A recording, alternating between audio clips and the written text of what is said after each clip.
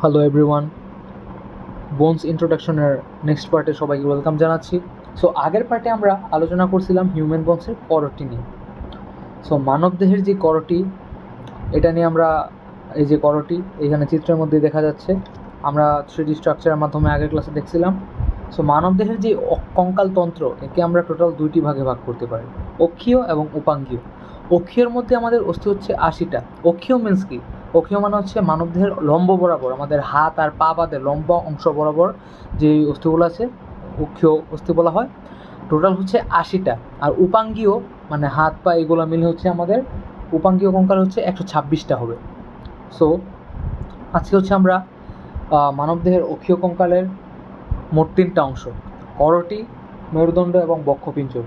আজকে হচ্ছে আমরা মেরুদণ্ড এবং বক্ষপিঞ্জর নিয়ে আলোচনা করব। আগের ক্লাসে আমরা করটি নিয়ে দেখছিলাম। করটির মধ্যে করটিকা, ফেসিয়াল বোনস, কর্ণাস্থি, হাইওয়েট অস্থি এগুলো ছিল আলাদা আলাদা। টোটাল হচ্ছে 29টা অস্থি।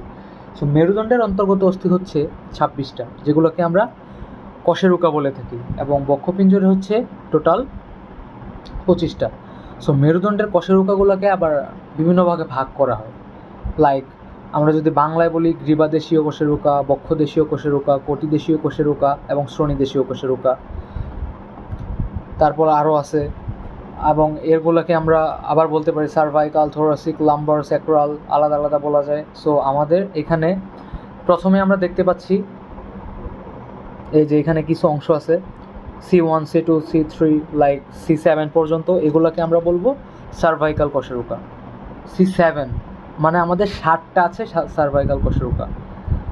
এগুলার অবস্থান হচ্ছে গলার নিচের দিকে। এই চিত্রের মধ্যে দেখা যাচ্ছে এই যে আমাদের গলা, এই যে গলা, এই গলার নিচের দিকে হচ্ছে টোটাল এই সার্ভাইকাল কশেরুকাগুলো, গলার নিচে অবস্থান, গলার নিচে। আর এই যে 7 নাম্বার কশেরুকাটা, এটা হচ্ছে একটু বাইরের দিকে থাকে, মানে আমরা তো একটু হেলে বসি না। সো আমরা হেলে বসার কারণে অনেকে যারা রোগা তাদের হাত দিয়ে ধরা যাবে 7 নাম্বার কশেরুকাটা। সো এগুলো হচ্ছে সার্ভাইকাল কশেরুকা। এর নেক্সট পার্ট হচ্ছে বক্ষদেশীয় কশেরুকা বা থোরাসিক কশেরুকা। থোরাসিক কশেরুকা হচ্ছে এই যে T1, T2 এগুলো দিয়ে প্রকাশ করা হচ্ছে টোটাল T12 পর্যন্ত, এই যে T12 পর্যন্ত। সো এই T12 পর্যন্ত হচ্ছে আমাদের থোরাসিক কশেরুকা। এদের অবস্থান হচ্ছে বক্ষের অঞ্চলে। সো বক্ষ আমাদের যে বক্ষপিঞ্জরের যে পশুকা, এর বিপরীত সাইডে কিন্তু কশেরুকার অবস্থান। সো পশুকা, এগুলা কশেরুকা নিয়ে আরও বিস্তারিত আলোচনা আছে, এই ভিডিওতে করা যাবে না। সো আমাদের বক্ষের যে বিপরীত সাইডে যে অস্থিগুলা, এগুলোকে আমরা বলতেছি বক্ষদেশীয় কশেরুকা বা থোরাসিক কশেরুকা। থোরাসিক কশেরুকা হচ্ছে মোট 12টি। বক্ষের নিচে কোমর, কোমরকে আমরা বলি কোটিদেশীয় কশেরুকা বা কোটিদেশীয় অঞ্চল। কোমরের যে অবস্থিত যে কশেরুকাগুলো, তাকে আমরা বলবো কোটিদেশীয় কশেরুকা বা লাম্বার কশেরুকা। সো এগুলোর অবস্থান হবে কোটির দেশে বা কোমর অঞ্চলে। এই যে এখানে আমরা দেখতে পাচ্ছি L1, L2, L3, L4, L5 এইগুলো দিয়ে, এবং এখানে ডেফিনেশন দেওয়া আছে। সো আমাদের এই কোমরের দিকের অংশ হচ্ছে লাম্বার কশেরুকা। টোটাল থাকে 5টা। সো আমরা এখানে টোটাল পেলাম কত? 7 + 12 + 5, এখানে হচ্ছে আমরা টোটাল পাইছি 24টা। সো আমাদের আরও 2টা অস্থি লাগবে মেরুদণ্ড, কারণ আমরা জানি মেরুদণ্ডের টোটাল হচ্ছে 26টা। সো আমাদের আরও 2টা অংশ আছে, যেগুলোকে আমরা বলি স্যাক্রাম এবং কক্কিক্স। ওকে, সো এই যে চিত্রের মধ্যে দেখা যাচ্ছে আমাদের স্যাক্রাম, এই যে স্যাক্রামের অবস্থান। সো আমরা যদি স্যাক্রামটা দেখি, এই যে স্যাক্রাম মানে আমাদের শ্রোণীদেশীয় কশেরুকার নিচে টোটাল 5টা অংশ নিয়ে স্যাক্রাম গঠিত। এই স্যাক্রামের প্রতি 5টা অংশকে আলাদা আলাদাভাবে আমরা বলবো স্যাক্রাল, L আর M। যদি স্যাক্রাম থাকে তাহলে একটি, আর যদি স্যাক্রাল থাকে তাহলে 5টি। এখানে টোটাল 5টা অংশ নিয়ে, এই যে এদিকে টোটাল মানে এখানে তো একসাথে বোনটা দেখানো হয়েছে, মানে টোটাল অংশ থাকে 5টা। এই 5টা অংশ নিয়ে আমাদের স্যাক্রাম গঠিত। স্যাক্রামের পরে নিচের যে অংশটা, এটাকে আমরা বলি কক্কিক্স। এই যে কক্কিক্সের ডেফিনেশন এখানে। সো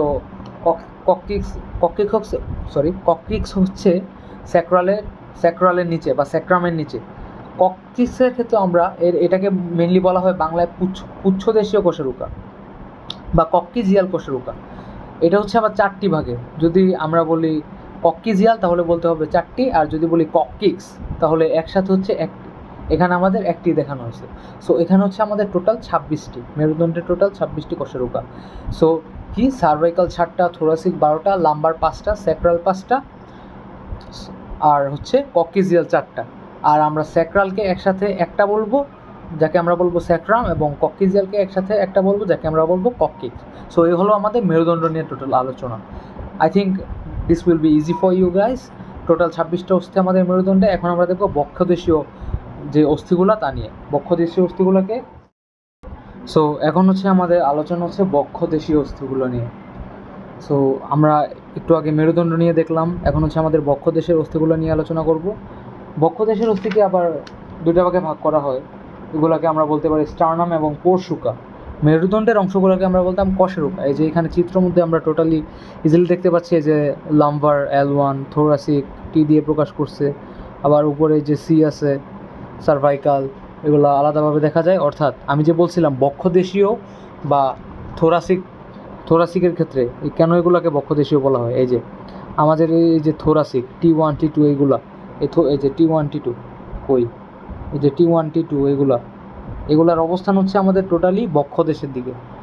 এই যে পিছনে এই যে এগুলো হচ্ছে থোরাসিক, এগুলো আমরা কি বক্ষদেশের ঠিক পিছনে, এই জন্য আমরা এইগুলোকে বক্ষদেশীয় বলতেছি।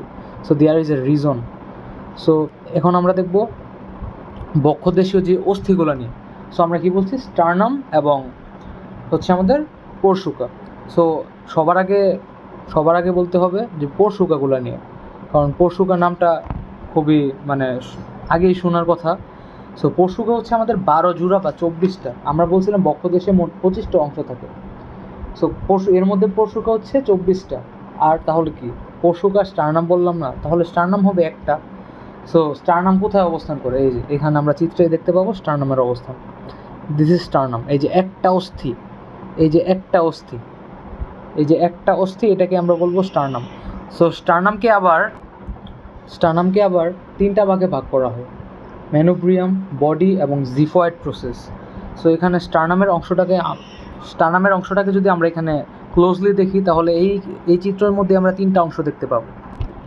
এই যে এখানে আমাদের প্রথম অংশ বা ম্যানোব্রিয়াম, এই যে এখানে আমরা চিত্রের মধ্যে জুম করলে দেখতে পাবো হচ্ছে ম্যানোব্রিয়াম, এই যে এটা হচ্ছে আমাদের ম্যানোব্রিয়ামের পরে হচ্ছে আমাদের বডি। এটা হচ্ছে স্টার্নাম লেখাটা নিচে চলে গেছে, বাট এই যে এটা হচ্ছে আমাদের বডি, এটা হচ্ছে আমাদের মেনলি বডিটা,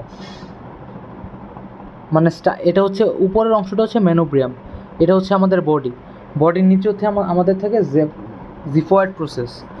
এই যে নিচে এই যে জিফয়েড প্রসেস হচ্ছে এটা হচ্ছে আমাদের জিফয়েড প্রসেস। সো এই গেল স্টার্নাম।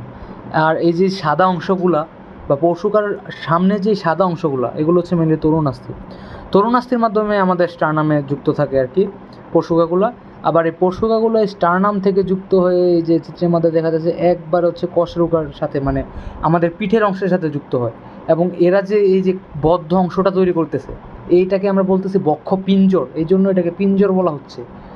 সো এখানে হচ্ছে আমাদের টোটাল হচ্ছে একটা স্টার্নামের আবার 3টা অংশ আমরা দেখলাম, স্টার্নামের 3টা অংশ, এবং পোরশুকা হচ্ছে আমাদের 12 জোড়া বা 24টা। সো এই হলো এই যে 12 জোড়া, 1 2 3 4 5 6, এদিকে 12টা এদিকে 12টা, 24টা, আর মাঝখানে একটা স্টার্নাম। সো এখানে হচ্ছে আমাদের 25টা। এবং মেরুদণ্ডের ক্ষেত্রে হচ্ছে আমাদের এই চিত্রেই দেখা যাবে, মেরুদণ্ডের ক্ষেত্রে হচ্ছে আমাদের সার্ভাইকাল হচ্ছে আমাদের 7টা, থোরাসিক 12টা, লাম্বার 5টা, স্যাক্রাম 1টা, আর হচ্ছে কক্সিক্স 1টা। সো এই হচ্ছে আমাদের টোটাল 26টা এবং 25টা। আর আগের ক্লাসে আমরা পড়ছিলাম 29টা, 26টা, 25টা, 29টা। সো এখানে হচ্ছে আমাদের 80টা বোন। সো আজকে আমরা 25টা বক্ষপিঞ্জরের অস্থি দেখলাম, যা স্টার্নাম এবং পোরশুকা আলাদা আলাদা ভাগে বিভক্ত। এবং আমরা মেরুদণ্ড দেখলাম, মেরুদণ্ড হচ্ছে 26টা অংশ, যা হচ্ছে আলাদা আলাদা অংশ, যেমন cervical, thoracic, lumber, sacrum, coccyx, এগুলো নিয়ে গঠিত। সো এই হলো আমাদের অক্ষীয় কঙ্কালের মেইন যে আলোচনাটা। সো এখানে শুধু আমরা অবস্থান এবং অস্থিগুলোর সাথে ইন্ট্রোডাকশন হলো, এগুলোর আবার আলাদা নিয়ে আলোচনা আছে বিস্তারিত। সো এই ভিডিওতে এতটুকুই। Thank you everyone for watching my video. Thanks.